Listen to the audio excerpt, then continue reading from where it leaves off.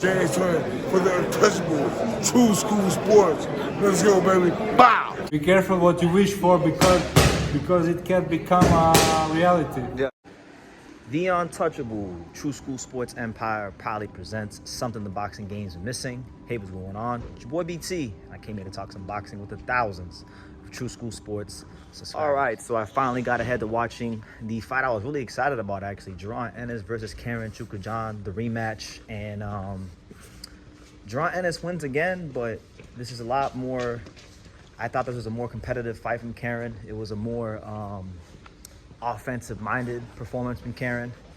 And, you know, I didn't score the fight. I thought it was closer than the judges had it. I just knew that they weren't going to give Karen the fight because it doesn't make any political sense to give Karen the fight in a close fight.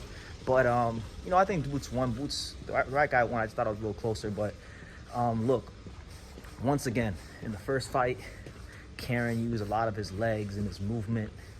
And Boots had a hard time cutting off the ring. A lot of Boots fanboys were arguing with me, trying to tell me, oh, he shut out Karen. He didn't shut out Karen. He lost multiple rounds to Karen. Karen was the ring general. Karen controlled enough rounds in that fight with his feet for you to say he didn't get shut out, you know? But this fight, Karen changed his game plan, you know? In this fight, Karen held his feet a lot more. Karen was at times setting traps with his feet and walking Boots into really aggressive counter-punching shots. And he further continued to expose the leaky defense of Jaron Ennis. Jaron Ennis's defensive tendencies, his defensive system, if you will, it's very reflex-based and reflex-orientated. So a lot of the times Boots will use a lot of torso movement. He likes to roll a lot of shots, meaning that he'll turn his chin so that if you do hit him, you know, his face or his chin is not catching the full force or the full brunt of the punches. And that's how he defends. And if he can control range and space and distance, it works great for him. But if he runs into somebody who has good timing, that has heavy hands, you know, you can catch Boots when he's dipping down. And that's what Karen, I feel, was doing a lot in this fight. He caught him a couple of times with short left hooks, sometimes chopping right hands down the middle. And overall, we'll get to Boots here in a second, but I think a big amount of respect and credit is due to Karen. A lot of people are making this about, you know, what Boots didn't do and how Boots is this and Boots can't beat Crawford. But really and truthfully, Karen Chukhadzhian is a damn good fighter. Karen Chukhadzhian is someone that I think could beat a lot of the guys in the top 15, and I want to see him matched up against guys in the top 15. I want to see Karen against Conor Benn. I want to see Karen against, you know, Jin Suzuki. I want to see Karen against a lot of these fighters, and I want to see how he does because he's had 24 rounds with Jaron Ennis, one of the most explosive and offensively dynamic fighters in boxing, and he's done much more than hold his own. So big respect should be given to him. He was criticized a lot for running last fight. He didn't run at all this fight. He consistently walked Boots into traps. And I'll tell you this, if Karen had... Let me stop talking so loud because all the Japanese people are looking crazy. If Karen had more punching power, I feel like Karen would have really hurt Boots bad. So this should be a point of concern for Boots because, you know, Boots mentioned after the fight that he's looking at potentially a move 154 because he says that welterweight is getting difficult to make, which I believe. I believe the weight cut for Boots is getting hard because he's a big guy for the weight class. And I've been saying on this channel that I think that Boots should go up and fight Bakram. You know, try to use his place to IBF and get a shot at the Bakram. But I'll tell you this, he needs to really clean some things up from a defensive standpoint because if Bakram catches him with them same bricks Karen was hitting him with, you don't got to worry about fighting Terrence Crawford. You don't got to worry about fighting a lot of guys. He'll get stopped. So, look, Boots. I think Boots is a offensively dynamic fighter who relies a lot on his reflexes and his athleticism. And when he can't use his reflexes or his athleticism, he's not as effective as a fighter as he normally is. So, you know, 24 rounds of Karen, a very tricky, crafty fighter. That should be things that he should take, valuable experience he should take to get better and level up as a fighter. But I do think too, like, you know, he does still carry punching power, but his power looks like it's depleting a little bit, and I think it is because of the weight cut.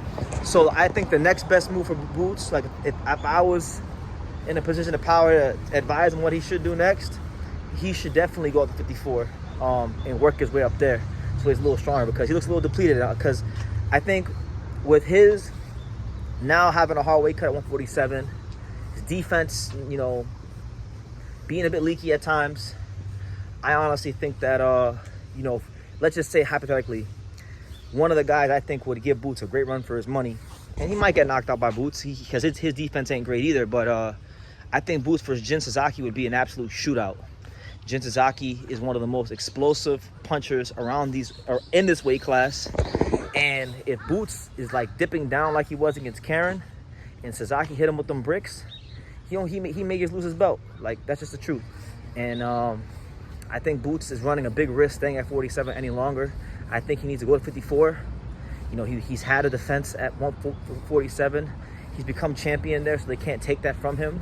But 54 is where the bigger fights are. 54 is where he could really show what he could do, and there's a lot of fights there. But it's also a tough division. You got guys like Madrimov, Boachuk, Virgil Ortiz, obviously Terrence Crawford, Bakram, still Tim Tszyu. There's a lot of good fights for him there, but it's also a deeper division, so he'll have to be a lot better. But I think he's running himself a huge, like, no matter how bad welterweight is right now, I think he's running himself a massive risk if he stays there even one fight longer, because there's some guys at 147 that aren't weight drained that can really punch. And if Boots is having a hard time making weight, that could really be messing with his punch resistance. And he may F around and get knocked out, like by like a Jin Sasaki or someone like that.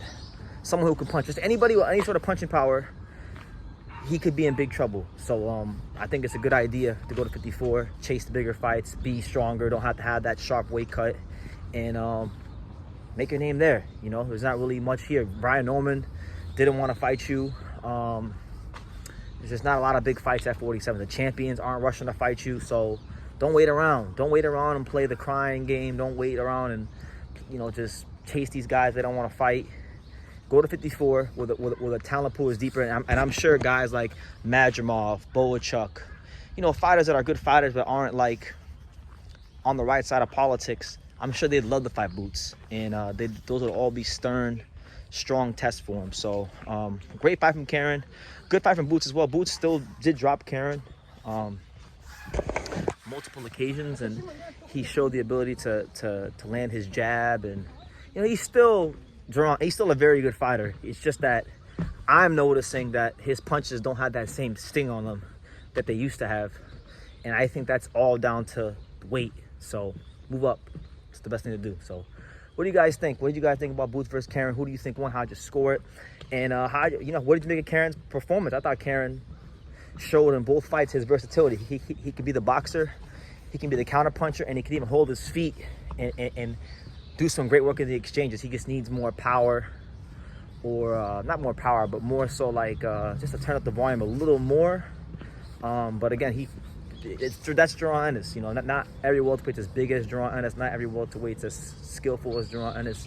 So I think if he were to step down a competition against the guys in the top 15, he'd have a lot of success. But I want to hear from you guys. What do you guys think? Let me know in the comments down below. Make sure you guys take the time to subscribe. And like I say in every single one of these videos, you could love me or you could hate me, but I'm just a kid from Dania. So until next time, take care, guys. Thank you for watching another video on the untouchable True School Sports Empire. I'm at the Boxing Hall of Fame out here in Canterfield, New York. And for more great boxing content just like this video, make sure you click and subscribe right over here.